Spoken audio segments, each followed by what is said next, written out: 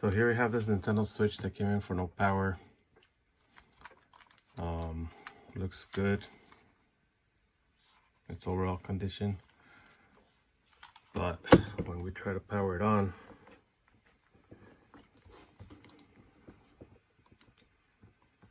you see it's not getting anything. It's not taking any power. So the first thing I noticed was that the charge port has some kind of corrosion on it. I don't know if you're able to see, but right here, see all this white stuff?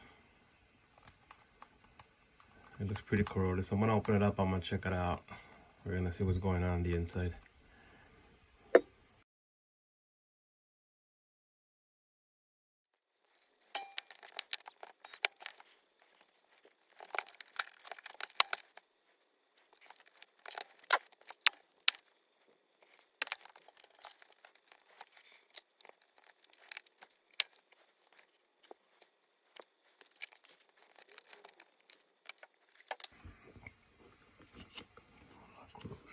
Here. So yeah, after opening it up, we have a lot of signs of water damage, and this is barely the outside of the shield here. You can see this has been opened already.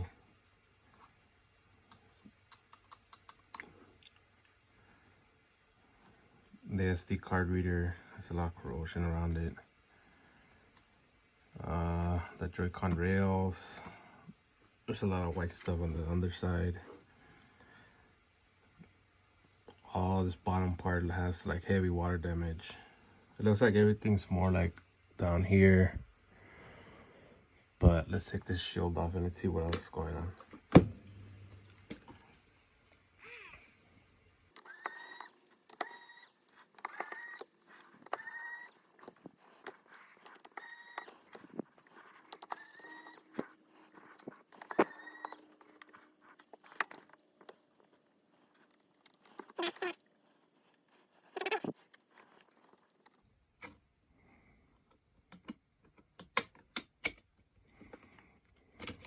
Not for the moment of truth. How bad can this be? Holy shit. Damn. Look at this shield.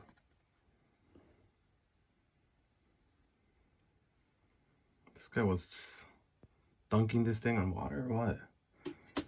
He dropped it in the ocean. Damn, I don't know how the hell this got so bad.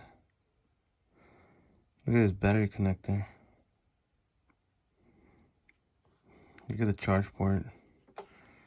Look at the CPU shield. Look how hot this looks. This is not a good sign. This looks pretty bad because that just tells you that this thing went under a lot of heat. Let me try to take some of these parts out. This is the speakers.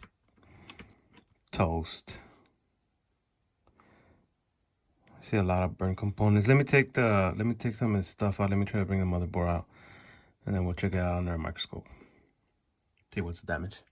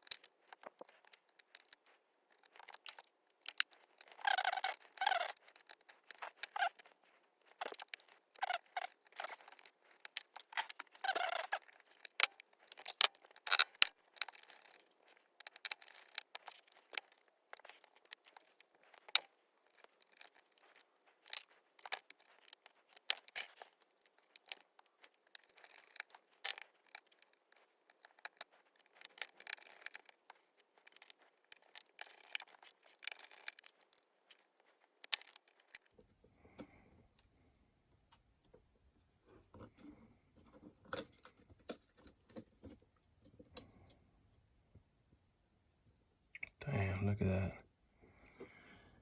that. go to a microscope to see how bad this thing is. Let's see the backside. Holy shit. We have a whole fucking ocean back here. Wow. Why even try to repair this? Why even bother? Why not? Look at this. Fuck, I feel like a fucking Ninja Turtle's gonna come out of this thing. Fuck. This whole thing's probably fried already. But let's go see what we find on the motherboard. Alright guys, so this is part 2 of the video. After putting this bad boy in a supersonic cleaner with a cleaning agent for about 2 freaking hours, this is as good, or I should say as bad as it came out. It still looks pretty bad. It still looks really bad. That charge connector is toast. None of this stuff come out. Then when you turn it around,